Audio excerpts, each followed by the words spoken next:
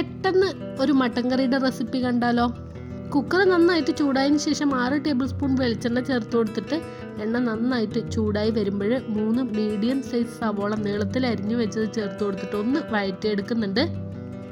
ഇനി ഇതിലോട്ട് ഇഞ്ചി വെളുത്തുള്ളി പേസ്റ്റും പച്ചമുളക് ചതച്ചതും കൂടെ ചേർത്ത് കൊടുത്തിട്ട് മസാലയുടെ പച്ചമണം മാറുന്നത് വരെ ലോ ഫ്ലെയിമിൽ വെച്ചിട്ട് വഴറ്റിയെടുക്കുന്നുണ്ട്. ഇനി ഇതിലോട്ട് പൊടികൾ ചേർത്ത് കൊടുക്കാം. മല്ലിപ്പൊടി, മുളക് പൊടി, ഗരം മസാലപ്പൊടി, ജീരകപ്പൊടി എന്നിവയാണ് കേട്ടോ ചേർത്ത് കൊടുക്കുന്നത്. ലോ ഫ്ലെയിമിൽ വെച്ച് നന്നായിട്ടൊന്ന് ഇളക്കി യോജിപ്പിച്ച് കൊടുത്തുകൊണ്ട് പൊടികളൊന്ന് വഴറ്റിയെടുക്കണം. പൊടികൾ ഇതുപോലൊന്ന് വഴറ്റിയെടുത്തതിന് ശേഷം 4 മീഡിയം സൈസ് തക്കാളി അരിഞ്ഞു വെച്ചതും ആവശ്യത്തിന് ഉപ്പും കൂടെ ചേർത്ത് കൊടുത്തിട്ട് ഇളക്കി യോജിപ്പിച്ച് കൊടുക്കുന്നുണ്ട്. പിന്നെ ഈ സമയത്ത് അല്പം മല്ലിയിലയും പുതിനയിലയും കുറച്ച് വെള്ളവും കൂടെ ചേർത്ത് കൊടുത്തിട്ട് ഇതുപോലൊന്ന് ഇളക്കി യോജിപ്പിച്ച് ലോ ഫ്ലെയിമിൽ വെച്ച് നന്നായിട്ട് ഇതൊന്ന് വഴറ്റിയെടുക്കുന്നുണ്ട്. പെട്ടെന്ന് അടിയിൽ പിടിക്കാതിരിക്കാനായിട്ട് അല്പം മാത്രം വെള്ളം ഒഴിച്ചു കൊടുത്താൽ മതി. 1 കിലോ മട്ടൺ കഴുകി വൃത്തിയാക്കി മാറ്റി വെച്ചിട്ടുണ്ട്. മസാല നന്നായിട്ട് വഴണ്ട് തക്കാളിയൊക്കെ ഉടഞ്ഞ് പാകമായി വരുമ്പോൾ നമ്മൾ എടുത്തു വെച്ചിരിക്കുന്ന മട്ടൺ ചേർത്ത് കൊടുത്തിട്ട് ഫുൾ ഫ്ലെയിമിൽ വെച്ചിട്ട് നന്നായിട്ട് ഇതൊന്ന് ഇളക്കി യോജിപ്പിച്ചെടുക്കുന്നുണ്ട്. മസാലയും ഇറച്ചിയും നന്നായിട്ടൊന്ന് കമ്പൈനായി വഴണ്ടി വന്നതിന് ശേഷം ഇറച്ചി 3 രീതിയിൽ വെള്ളം ഒഴിച്ചു കൊടുത്തിട്ട് അടച്ചു വെച്ച് നമുക്കിതൊന്ന് പ്രഷർ കുക്ക് ചെയ്യാം.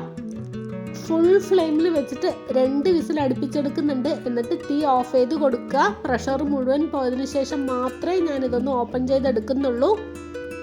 മട്ടൺ ഒരുപാട് വെന്ത് ഉടഞ്ഞു പോകാതെ വേണം നമുക്കിതൊന്ന് പ്രഷർ കുക്ക് ചെയ്തെടുക്കാനായിട്ട്. 1 കിലോയോളം ഉരുളക്കിഴങ്ങ് കഴുകി വൃത്തിയാക്കി വലിയ കഷ്ണങ്ങളായിട്ട് മുറിച്ചു വെച്ചിട്ടുണ്ട്.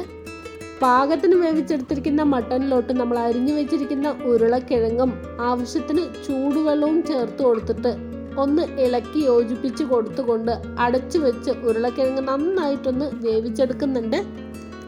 ഉരുളക്കിഴങ്ങ് വേകുമ്പോഴത്തേക്കും മട്ടനും കറക്റ്റായിട്ട് വെന്ത് കിട്ടും. ഉരുളക്കിഴങ്ങ് ഇറച്ചിയും വെന്ത് കിട്ടിയതിന് ശേഷം തേങ്ങ അരച്ചത് ചേർത്ത് കൊടുത്തിട്ടൊന്ന് ഇളക്കി യോജിപ്പിച്ചെടുക്കുന്നുണ്ട്.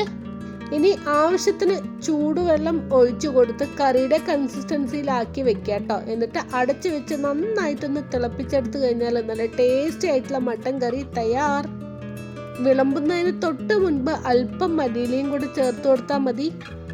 ഒട്ടുമിക്ക പലഹാരത്തിനൊപ്പം നെയ്ച്ചോറിനൊപ്പം നല്ല കോമ്പിനേഷൻ വരുന്നൊരു കറിയാണ് കേട്ടോ. ട്രൈ ചെയ്ത് നോക്കുക.